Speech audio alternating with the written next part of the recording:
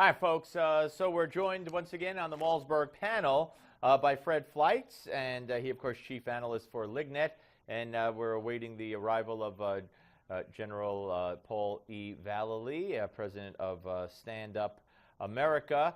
Fred, welcome back. Let me ask you a question. Alan Dershowitz told Newsmax earlier today that he had wished that the president had canceled his trip to Saudi Arabia, or at least threatened to cancel it, unless the Jewish journalist who was denied a visa was allowed into the country. Of course, he had an affiliation with the Jerusalem Post. They wouldn't let him in. So would that have been something within the realm of possibility? Would that have been a good move? I'm sympathetic to what Mr. Dershowitz has called for.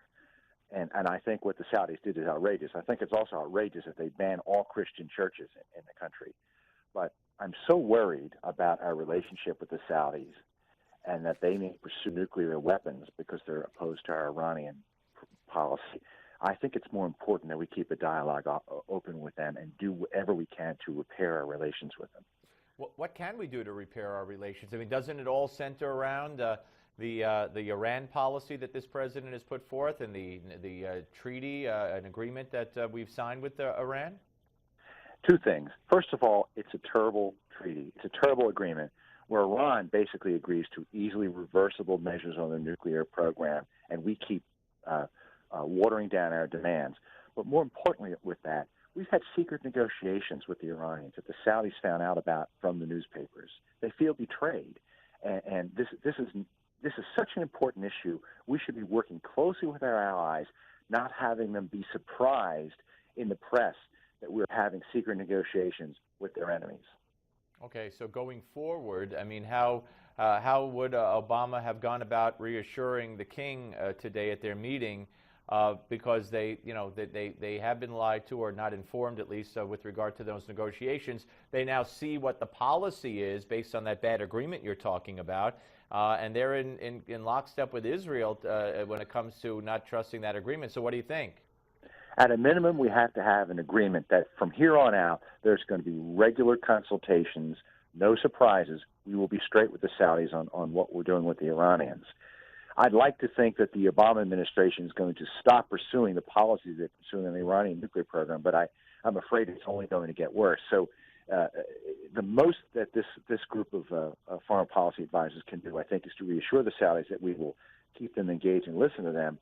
But I'm afraid the damage we're doing from this nuclear program, I'm afraid that's not going to be solved anytime soon. What about every so often I read via an Israeli news source about that Israel's looking to do something or will do something or preparing to do something or making practice runs to do something to Iran this year. Now, that's been said for a number of years and nothing has happened.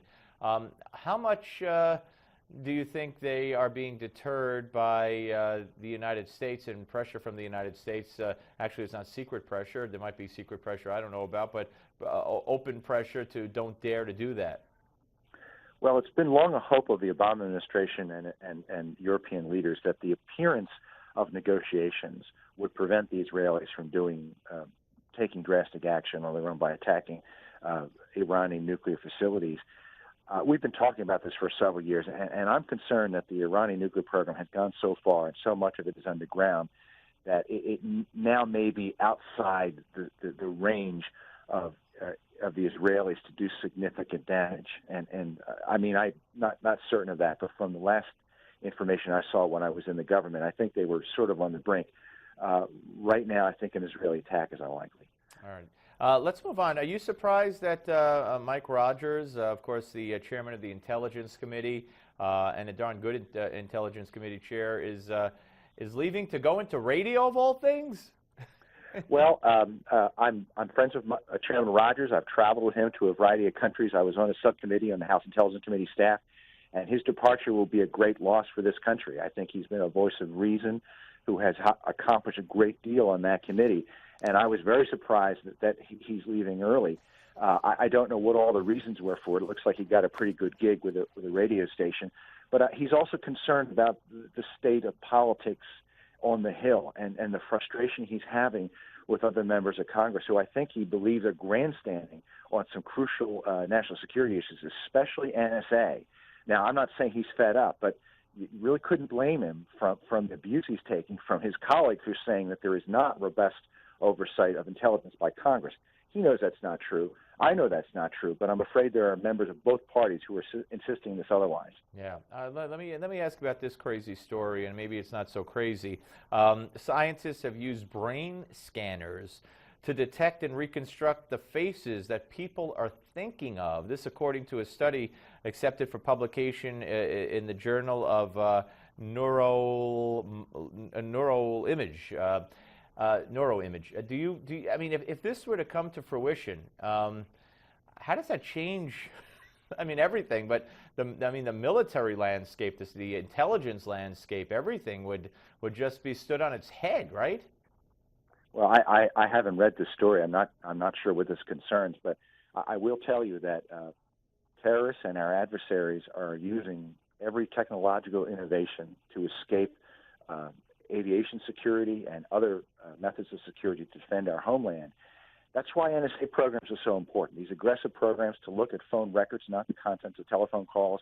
We're trying to stay one step ahead of the terrorists, who we know are getting increasingly sophisticated and are using encryption technologies and cell phones and other methods that's making it very hard to track them. Yeah, let me just, for everybody out there, including myself, the study it consisted of scientists hooking up participants to an MRI brain scanner, which determines activity in different parts of the brain by measuring blood flow, and it showed them images of faces. Then, using only the brain scans, the scientists were able to create images of the faces that the people were looking at.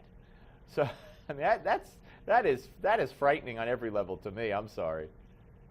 Well, my hope is that the CIA is using this type of technology.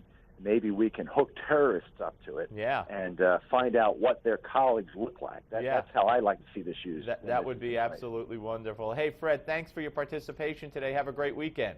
My pleasure. Good to be here. Thank you. Fred Fleitz, ladies and gentlemen, the chief analyst for LIGNET, of course, here on the Steve Malzberg Show. We didn't get a chance to be rejoined by Paul E. Vallely, but he will be with us at some point next week. You could be sure of that. Very interesting. I mean, you know, things that I grew up, you know, watching on science fiction.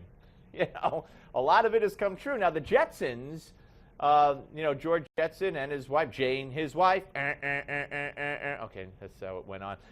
Nonetheless, that cartoon where their cars were, you know, they flew in their cars.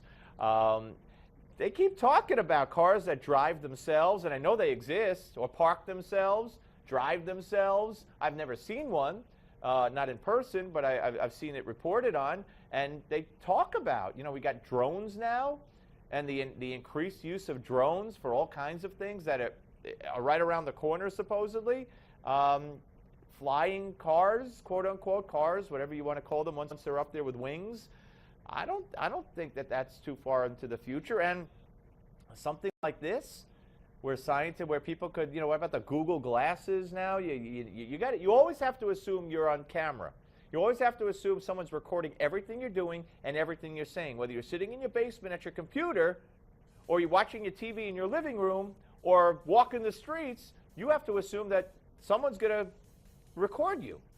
And that's bad. That's bad news. And with an MRI result like this, and the ability to reproduce figures or pictures that you were thinking of or looking at, it's a whole new world. 20 years from now, I don't know. I don't know. Hey, I can't even master the computer and the internet and everything, all the technology now. I'll be totally lost. Totally lost. I have to rely on someone else, my son, or, you know, these kids, they're born knowing how to do it, I'm convinced. All right, folks, we're coming back, and we're going to talk a little hockey, but not the way you might think, on the Steve Malzberg Show.